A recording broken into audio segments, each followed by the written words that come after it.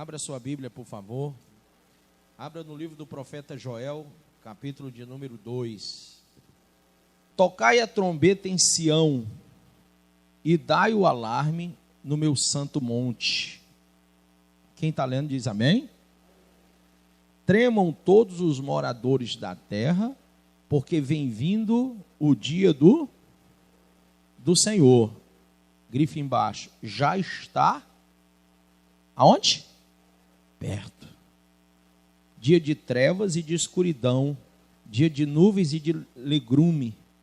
Como a alva está espalhado sobre os montes um povo grande e poderoso, qual nunca houve, nem depois dele haverá, pelos anos adiante, de geração em geração. Põe a mão sobre a Bíblia e diga: Pai, me ensina essa tua palavra, no nome santo de Jesus. Diga amém. Pode sentar. Irmãos, tocai a trombeta em Sião. Que trombeta é essa? O profeta Joel está falando, viu, profeta Joel? Das últimas horas.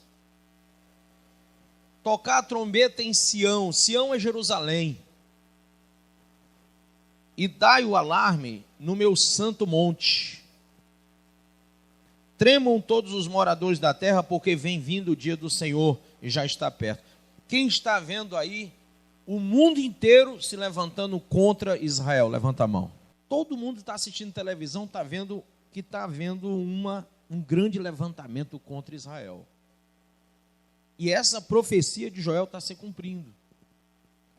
Tocai a trombeta em Sião e dai o alarme no meu santo monte. Tremam todos os moradores da terra, porque vem vindo o dia do Senhor e já está. Então, quando tudo isso estiver acontecendo em Jerusalém, o dia do Senhor está como? Perto. Grife aí. O dia do Senhor está perto. Que dia do Senhor é esse? O arrebatamento. Escreva do lado. Por que ele fala que são dias de trevas e de escuridão? Porque ele está falando dos 7 anos de muita tribulação, de muito sofrimento, de muitas dores.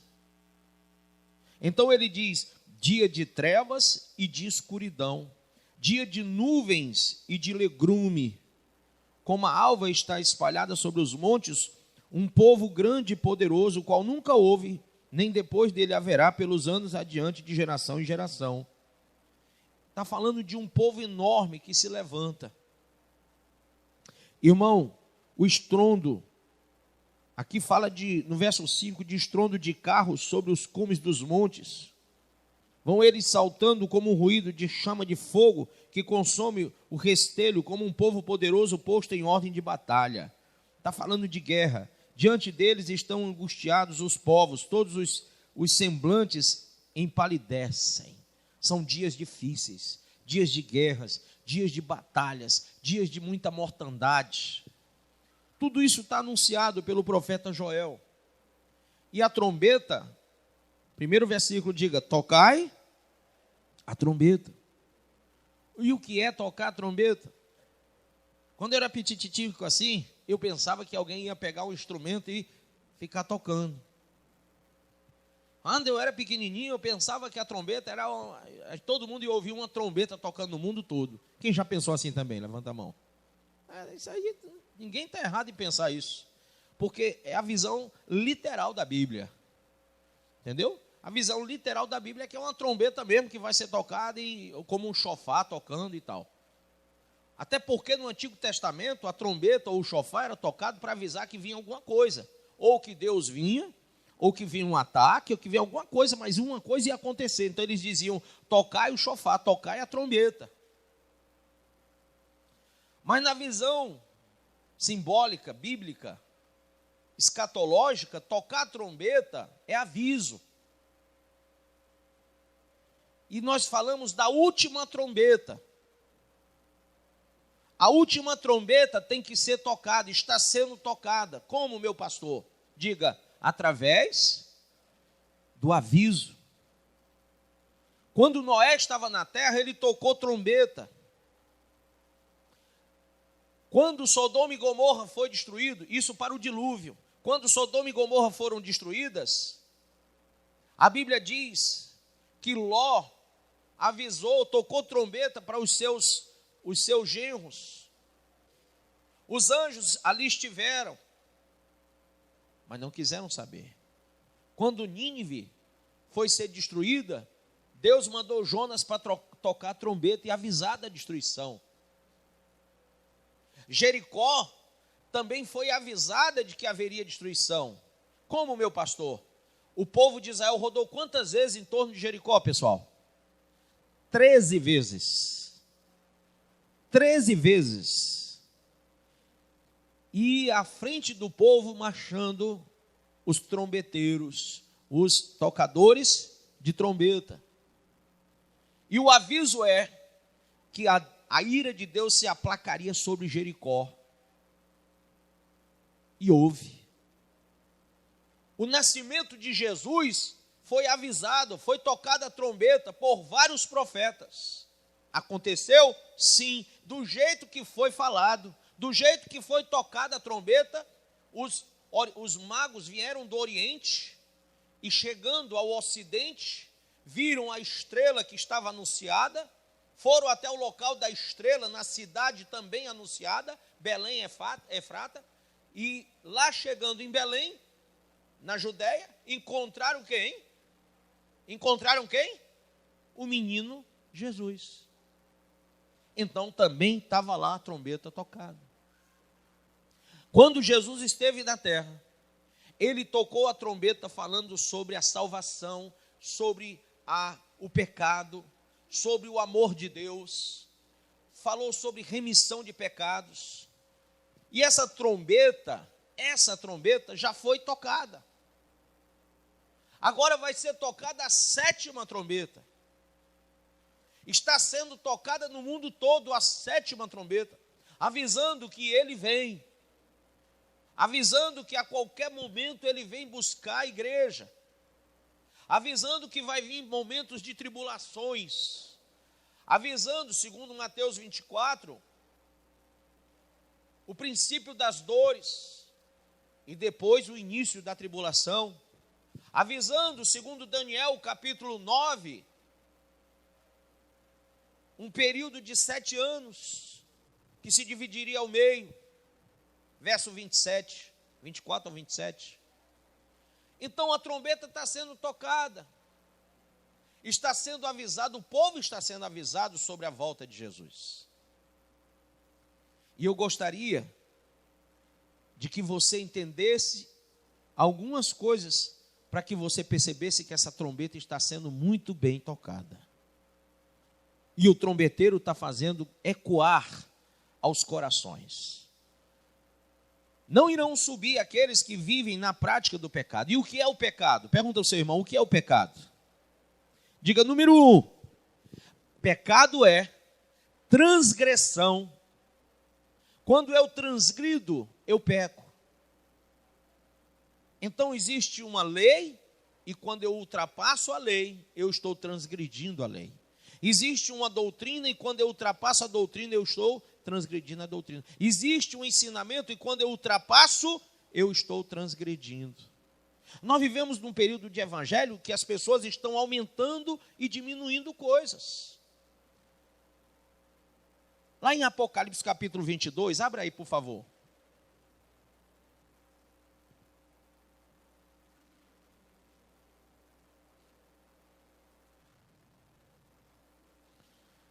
Apocalipse capítulo 22.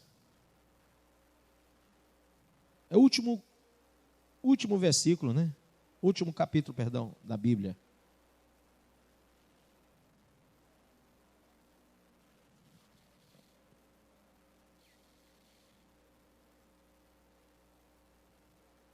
Versículo 17. Quem achou diz graças a Deus. Quem não achou diz pelo amor de Deus. Posso? Pronto. E o Espírito e a noiva dizem o quê?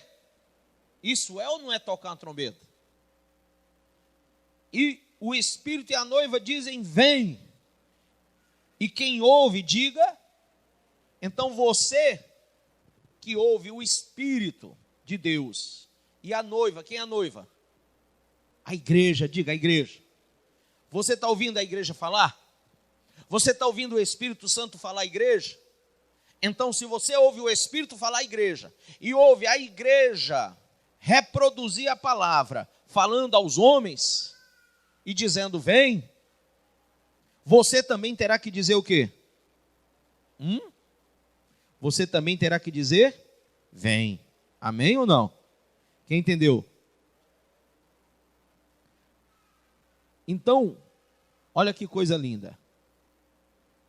E o Espírito e a noiva dizem, vem, e quem ouve, diga, vem, e quem tem sede, venha, e quem quiser, receba, pagando quanto? Hein? Oi? Não estou entendendo vocês falarem. Paga quanto? Não, está escrito algum valor aí. Leia direito. Hã? Não, vocês estão lendo errado. Limpa os óculos. Quanto, pessoal? Vocês querem brincar comigo. Tem alguma coisa de graça nessa vida? Hein? Tem? Nem injeção na testa. Quem já levou? Alguém já levou aqui injeção na testa? Eu já levei, por isso que eu te digo. Ainda paguei. Vocês estão certo. Aplaudam a vocês. Vocês estão certo. Não, mais forte, vocês merecem. De graça, diga de graça. Não, mas bem forte, de graça. Diga assim, eu recebo de graça. Não preciso pagar. É de graça. A água da vida. Quem entendeu? O que é a água da vida, pessoal? É a salvação.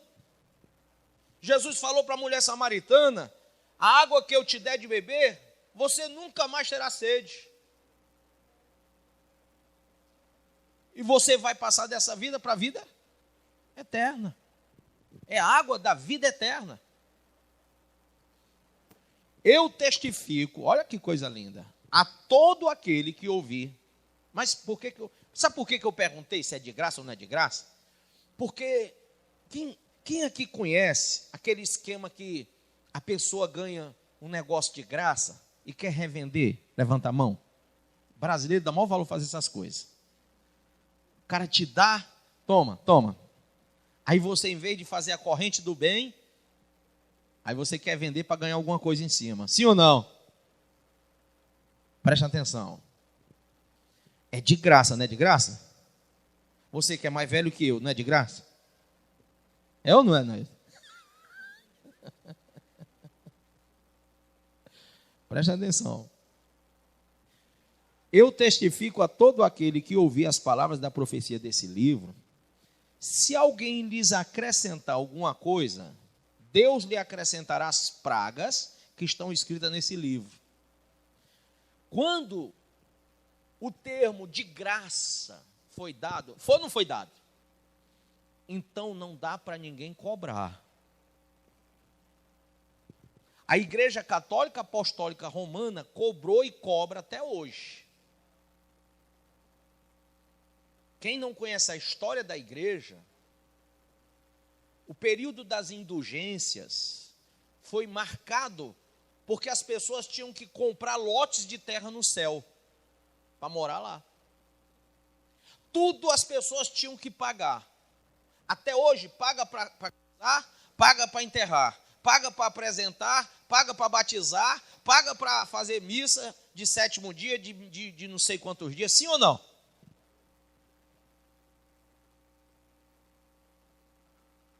E naquela época cobravam absurdos. Era tão caro que o povo ficava devendo à igreja e se tornava vassalo. Diga vassalo. Sabe o que quer dizer vassalo? Escravo. Ia trabalhar na terra da igreja, maior latifundiária do mundo, até hoje, recebe lá o DEM, que é um imposto de terra, maior latifundiária do mundo. As pessoas trabalhavam lá para pagar dívidas espirituais. Por que você acha que a igreja protestante vem e divide? Porque homens como Wycliffe, Lutero, John Hus, Tyndale, Jerônimo e outros mais, viram que estava tudo errado. Então nós estamos caminhando, a igreja protestante, ela caminha dizendo, é de graça a salvação. Diga, é de graça a salvação. Mas aí vem a igreja romana dizendo, mata esses caras que estão dizendo que é de graça. Porque eles vão acabar com a nossa fonte de quê? De renda. Aí esses caras protestantes dizem assim, não adorarás a imagem. Está escrito nos 10 mandamentos. Não farás para ti imagem de escultura, nem semelhança alguma do que há em cima no céu, embaixo da terra ou embaixo da terra nas águas. Não te curvarás a elas, nem as servirás, porque eu sou o Senhor teu Deus, Deus zeloso, que visita a maldade dos pais, nos filhos até a 3ª e 4ª geração daqueles que me aborrecem, e faço misericórdia até 1000 gerações daqueles que me amam e guardam os meus mandamentos.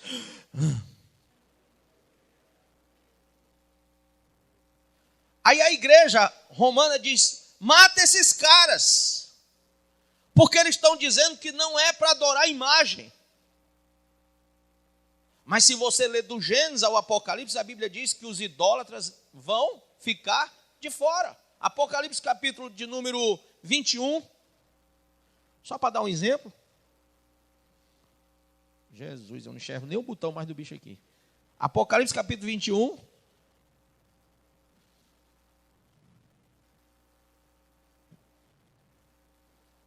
Amém? Versículo 8. Olha o que diz. Mas quanto aos medrosos e aos incrédulos, medroso aqui é aquele que sabe a verdade e não quer falar porque tem medo de pagar preço. Porque no período da tribulação, se você fala a verdade, você é morto. No período da igreja primitiva, falou a verdade, cova de leões, arena, esquartejado, crucificado. No período da igreja medieval, falou a verdade, queimado vivo, apedrejado. Quem está entendendo? Mas quanto aos medrosos, aos incrédulos, e aos abomináveis, e aos homicidas, e aos o quê? Adúlteros, e aos feiticeiros, e aos idólatras. Está vendo aí não? E a todos os mentirosos. Mentiroso é aquele que não fala a verdade. Jeremias capítulo 23 fala o seguinte: o profeta que tem a minha palavra, fale a minha palavra com verdade. Amém?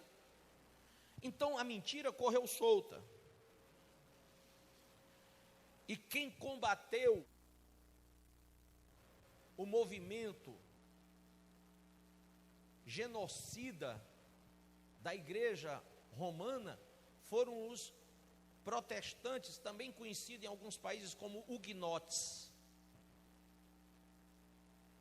E hoje, nós cristãos temos que combater toda fonte de heresia. Mas como combater se a heresia ela tem o seu nascedouro no coração dos homens que não estão querendo enxergar a verdade? E é por isso que nós temos que entender que o pecado é uma transgressão. Amém? No capítulo 22 de Apocalipse diz que quem acrescentar, depois no outro versículo diz, quem tirar. Então se eu cobrar, eu estou acrescentando. E se eu tirar qualquer palavra, por exemplo, se eu tirar essa palavra de graça, eu estou também entrando em maldição. Amém? E aí, se você pegar a sua Bíblia católica, que você tem em casa, talvez, lá tem escrito assim, na parte que Jesus foi visitado pelos seus irmãos e irmãs, porque, diga comigo, José e Maria eram um casal. Diga assim, um casal casado. Casal casado faz coisinha, faz ou não faz? Sim ou não? Faz ou não faz, pessoal? Quem sabe que casal casado faz coisinha? Até os que não são casados estão fazendo, né? Fornicação. Mas eles eram marido e mulher. Pastor Jesus foi gerado por quem? Pelo Espírito Santo e Maria. Amém? Mas depois vieram filhos e filhas nascidos dos dois. Quem está entendendo isso? E há um texto na Bíblia que fala que eles foram ter com Jesus. Tua mãe e teus irmãos estão aí, irmãos e irmãs, estão aí para te ver. E lá no rodapé da Bíblia Católica diz assim, ó, o comentário safado, mentiroso. Diz assim, ó. Para os judeus, irmão e irmã é a mesma coisa que primo e prima. Que conversa é essa? Que história é essa? Quer dizer que irmão e irmã é a mesma coisa que primo e prima? Que eu saiba, meus filhos foram os que nasceram de mim e da minha esposa, ou não? Os que nasceram dos meus irmãos são meus sobrinhos. Não são meus filhos. Então, para que eles colocaram aquilo lá no rodapé da Bíblia? Para que aquele comentário mentiroso? Para dizer que José não fez filho em Maria, que ela morreu virgem. Agora eu te pergunto, existe algum versículo na Bíblia que pede Deus para que Maria morra virgem?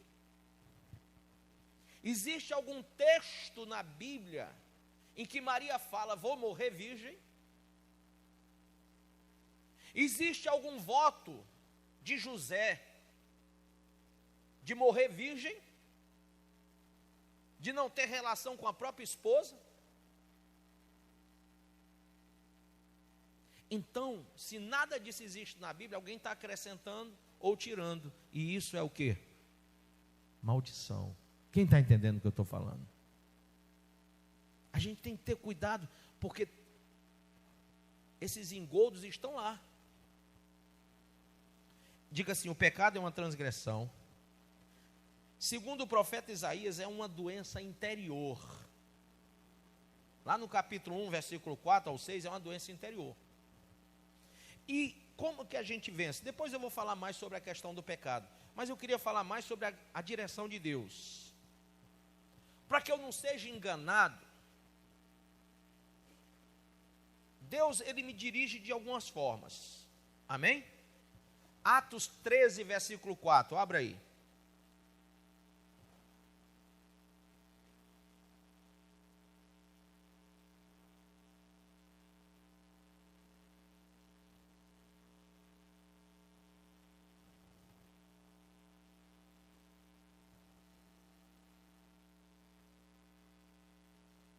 Quando fala sobre Saulo, notabiliza-se como Paulo, por quê? Porque Saulo era o seu nome em meio conhecido pelos judeus, e Paulo no meio dos gentios, né? Diz que eles, estes sinais, pois, enviados por quem? Pelo Espírito Santo, desceram a Seleucia e dali navegaram para Chipre. Então quem é que direcionava eles? O Espírito Santo. Segundo o Salmo 119, verso 105, a palavra de Deus, ela é lâmpada para os nossos pés e luz para o caminho. Então o Espírito Santo vai nos levar pela palavra. Mas eu preciso da oração. Atos capítulo 1 fala que nós somos guiados através da oração. Versículo 24 de Atos, capítulo 1, fala que nós somos guiados através da oração que fazemos a Deus. Ora, lá no Salmo de número 32, eu já estou indo rápido para terminar, para não deixar ninguém enfurecido com o horário, vem? Vendo? Presta atenção.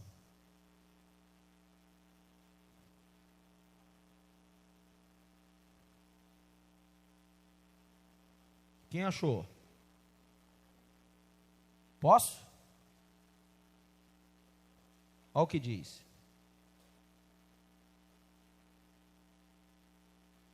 versículo de número 1 em diante. Bem-aventurado aquele cuja transgressão é perdoada e cujo pecado é coberto. Bem-aventurado o homem a quem o Senhor não atribui iniquidade e em cujo espírito não há dolo. Enquanto guardei silêncio, consumir os meus ossos pelo meu bramido durante o dia todo, porque de dia e de noite a tua mão pesava sobre mim.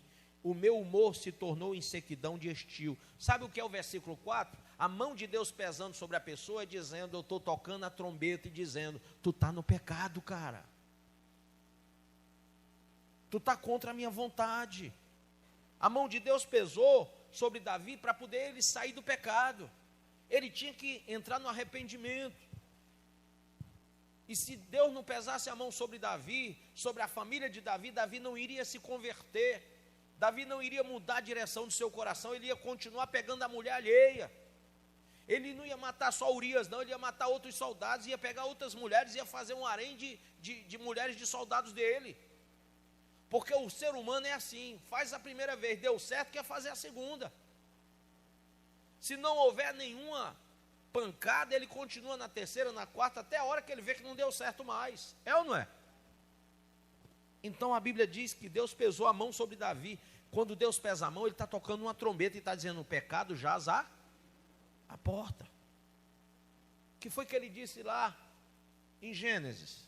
Veja aí, verso 5 ainda. Confessei-te o meu pecado e minha iniquidade não encobri. Disse eu, confessarei ao Senhor as minhas transgressões, e tu perdoaste a culpa do meu pecado. Olha aqui no Gênesis, por favor. Gênesis. Quem achou?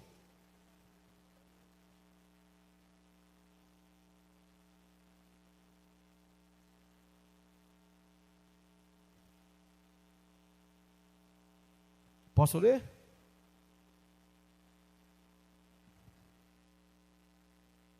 Olha o que diz aí. Capítulo 4.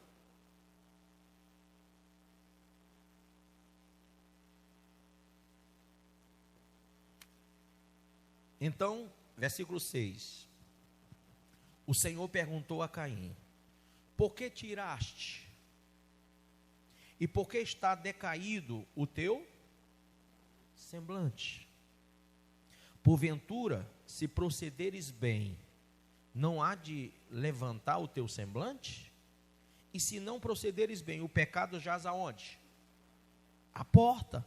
E sobre ti será o seu desejo. Então, se você proceder bem, o teu semblante vai ser iluminado, glória a Deus. Mas se você proceder mal, o pecado jaz aonde? À porta. E o que é que vai acontecer se o pecado estiver bem na porta do teu coração? Está dizendo aí, ó. E sobre ti será o seu. Eita Jesus, o desejo vai tomar conta de você. Porque você não quis proceder bem, quis proceder mal. Então o pecado ficou aonde? Bem na porta do coração. E o desejo é que vai te dominar. Quem está entendendo? Mas sobre ele tu deves o quê? Dominar. O seu desejo vai vir sobre ti. Desejo do pecado. Mas você vai ter que dominar. Não domine para você ver a desgraça que é feita.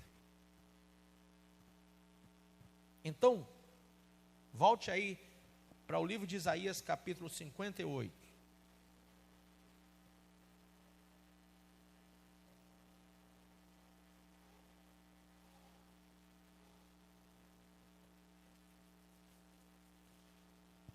Eu queria terminar dizendo isso aqui, ó.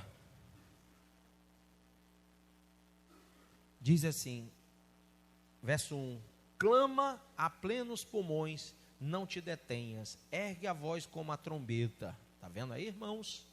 Ergue a voz como a trombeta. Porque a trombeta é o aviso da voz. Ergue a voz como a trombeta e anuncia ao meu povo a sua transgressão, o seu pecado. E a casa de Jacó os seus pecados.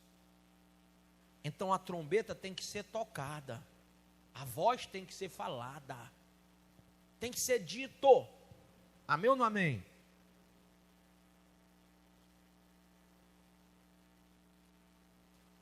Se você tocar, essa trombeta vai se dirigir para quem? Para aqueles de quem se compadece Deus. Deus se compadece de todo mundo que quer renunciar ao pecado. Amém? Para quem essa trombeta vai tocar? Para aqueles que buscam sinceramente arrependimento. Para quem essa trombeta vai tocar? Para aqueles que recebem a direção do Espírito. Diga assim: quando o Senhor dirige, Ele nos dirige pelo Espírito, pela sua voz. Foi que dia é hoje? Sexta? Quarta-feira passada, um rapaz estava aqui me perguntando assim: pastor, como que eu sei que Deus está falando comigo? Como que eu conheço a voz de Deus? Irmãos, é simples. Quando a gente se torna um verdadeiro discípulo, uma ovelha de verdade, porque ser crente, ser evangélico, até o diabo é. O que eu conheço de gente que diz que é pastor, bispo, apóstolo e semideus aí, não tá no gibi. O que tem de crente andando, perambulando no meio da rua, não está no gibi.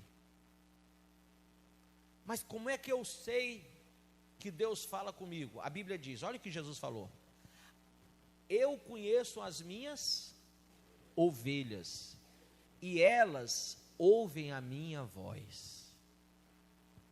Então eu estou aqui pregando, tocando a trombeta, só está me ouvindo aquele que é ovelha. O bode não ouve.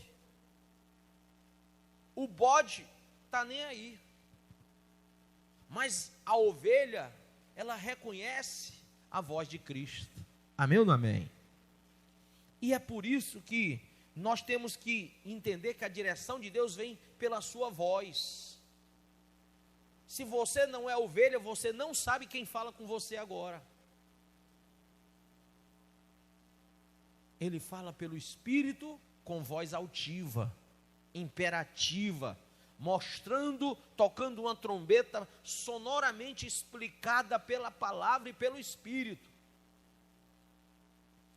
De maneira íntima, Ele nos mostra, pelo seu conselho, Ele nos mostra, Ele nos guia para um caminho de paz, para caminho da verdade, em condições que nos coloca a aceitar a direção dEle.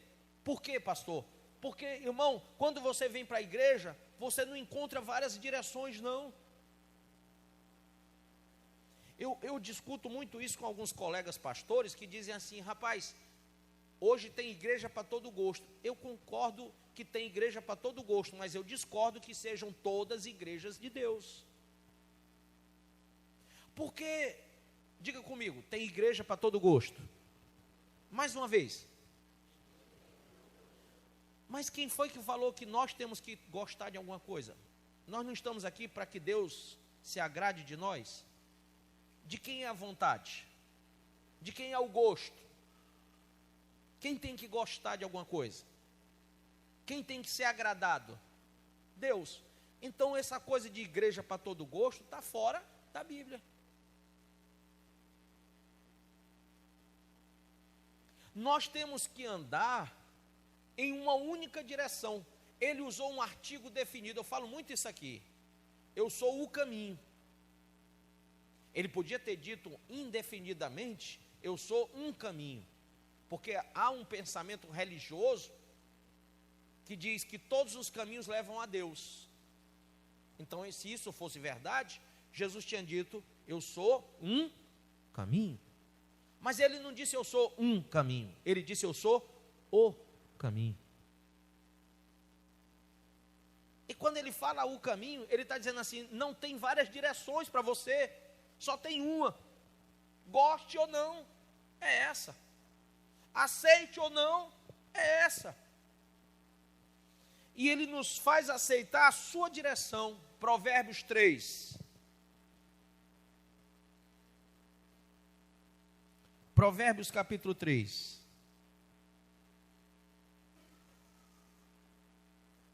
Quem achou diz graças a Deus.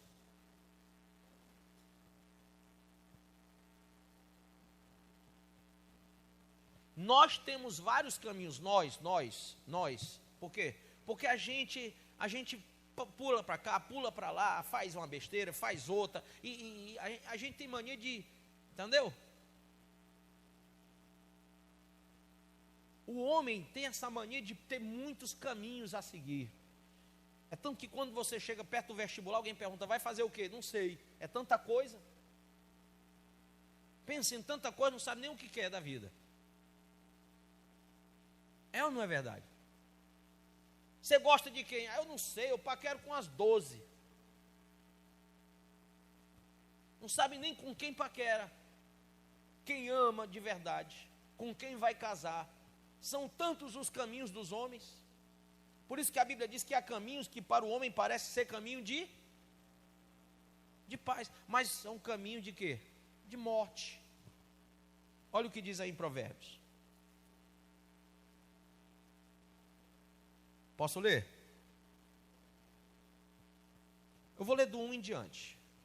Capítulo 3, verso 1. Filho meu, não te esqueça da minha instrução, e o teu coração guarde os meus mandamentos. Porque eles te darão o quê? Longura de dias e anos de vida e paz. Não se afastem de ti a benignidade e a fidelidade. Ata-as ao teu pescoço, escreve-as na tábua do teu coração. Então seja benigno e fiel. Assim acharás favor e bom entendimento à vista de Deus e dos homens. Confia no Senhor de todo o teu coração. Só voltar aqui um pouquinho aqui. Quais são as duas coisas que ele mandou a gente guardar e atar? Fidelidade e o quê? Benignidade. A Bíblia diz que quando você é fiel e benigno, você acha o favor de Deus e de quem mais? Dos homens. Pastor, eu trabalho numa empresa que o meu patrão, ele mas ele não dá mão para ninguém. Você sabe por quê? Porque ele não pode confiar em ninguém. No dia que aparecer uma pessoa que ele confie, no dia que aparecer uma pessoa que seja benigna com ele, porque é assim, ó como a coisa funciona. Patrão paga salário, mas é inimigo número 1 do funcionário, porque ele exige trabalho. E trabalho dá trabalho. Quem está entendendo o que eu estou falando? Quando o patrão encontra um José que trabalha de verdade, que produz de verdade e que não fica roubando ele, porque é fiel, sabe o que acontece? Quando ele pega um José que bota para lascar mesmo e diz, olha, esse negócio vai crescer, mas você é um coco babão, você fica um baba-ovo do patrão, você é um não sei o que, um quiabo, é só o que você escuta por aí. Isso acontece em empresa, em igreja, em tudo. Quando essa pessoa se levanta um monte de gente com inveja dela, sim ou não? Querendo derrubar. Mas quem tem poder, eu não tenho nenhuma caneta aqui, mas quem tem poder de caneta, de levantar, de honrar, de exaltar, quem é? É o patrão. Aí o patrão diz, esse aí é fiel e é o que mais? Que mais? Ata o teu pescoço o quê? Fidelidade e o quê? Benignidade. Esse cara é bom, é benigno comigo, ele faz tudo certinho aqui, ele não me prejudica, pelo contrário, tudo que ele faz é para o meu bem. E como ele faz mesmo, e faz com vontade, e ele é fiel, e as coisas estão dando certo, estão crescendo, porque ele tem sido benigno e fiel na minha empresa, esse cara vai crescer comigo. Esse cara vai ser o chefe geral de tudo aqui. Eu sei que eu posso viajar e deixar na mão dele porque ele cuida de tudo. Foi isso que aconteceu com José e Potifar. Potifar viajava, deixava até a mulher com José. E a dita cuja quis dar em cima dele, ele disse: de jeito nenhum, jamais serei infiel ao meu Senhor.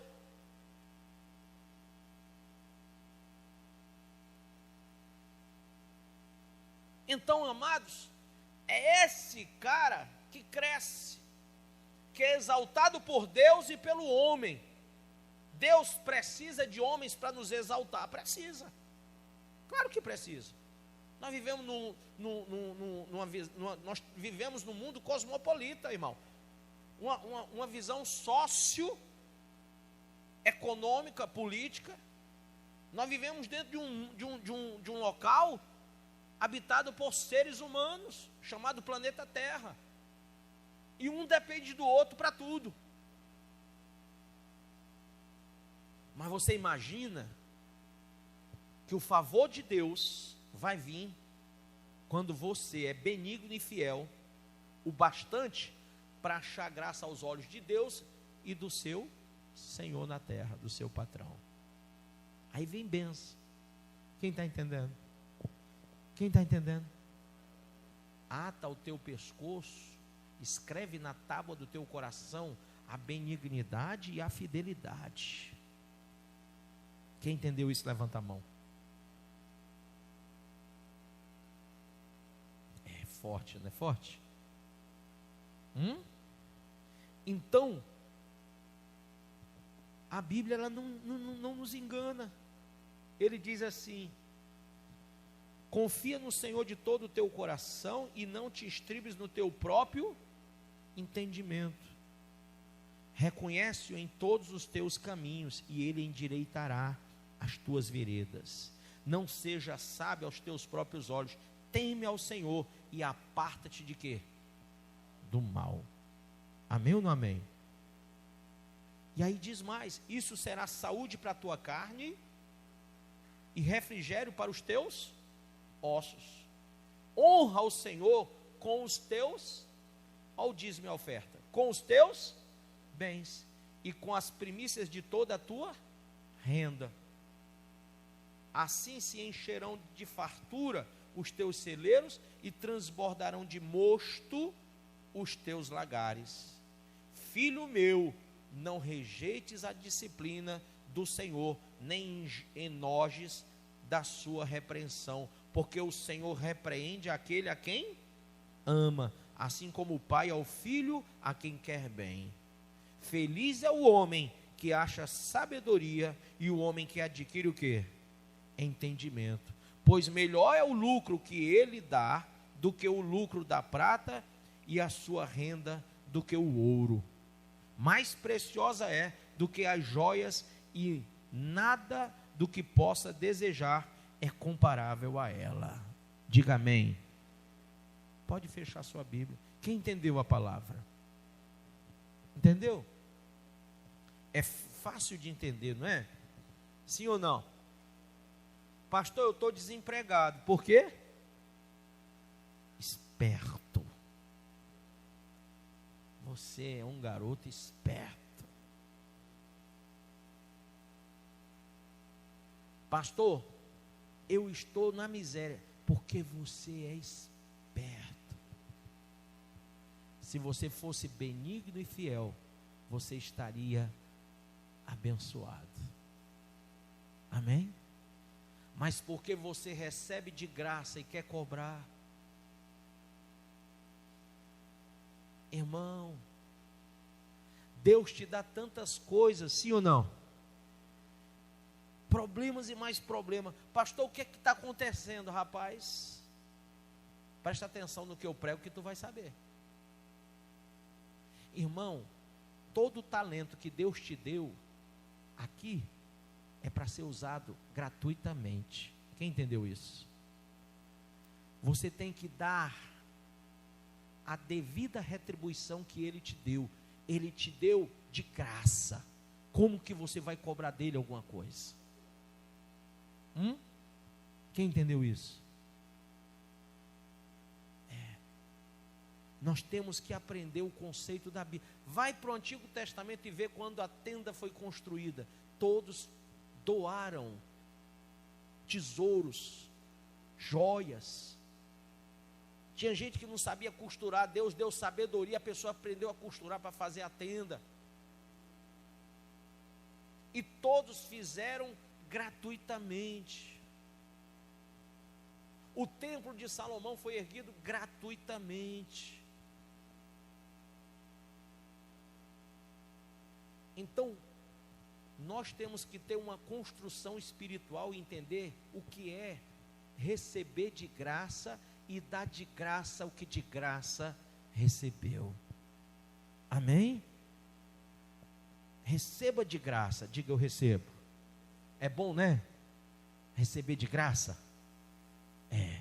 Agora está na hora de você dar de graça o que de graça você recebeu também. Dê de graça. Seja grato a Deus.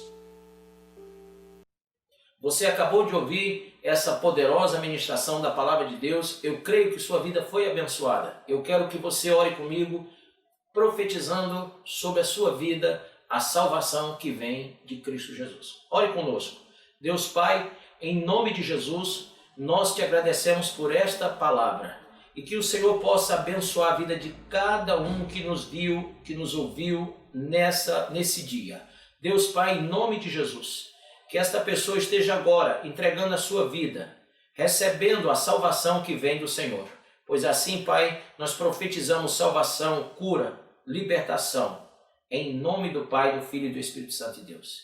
Amém.